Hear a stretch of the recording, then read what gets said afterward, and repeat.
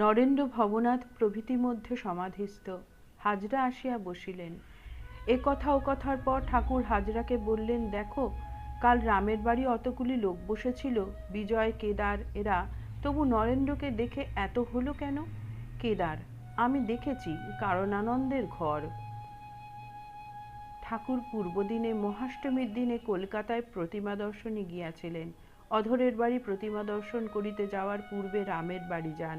সেখানে অনেকগুলি ভক্তের সমাবেশ হইয়াছিল। নরেন্দ্রকে দেখিয়া ঠাকুর সমাধিস্থ হইয়াছিলেন।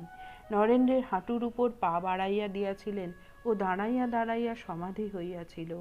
দেখিতে দেখিতে নরেন্দ্র আসিয়া উপস্থিত। ঠাকুরের আর আনন্দের সীমা রহিল না।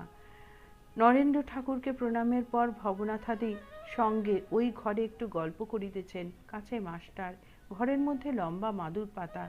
নরেন্দ্র কথা কহিতে কহিতে উপুড় হইয়া মাদুরের উপর শুইয়া আছেন।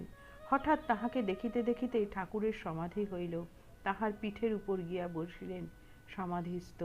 ভবনাথ গান গাইতেছেন, ও গো আনন্দময়ী হয়ে মা, আমায় নিরানন্দ করো না। ও দুটি চরণ বিনে আমার মন অন্য কিছু জানে না আর। মা গো আনন্দময়ী, আমায় নিরানন্দ করো না। ও দুটি চরণ বিনে আমার মন অন্য কিছু আর জানে না। ঠাকুরের সমাধি ভঙ্গ হইল।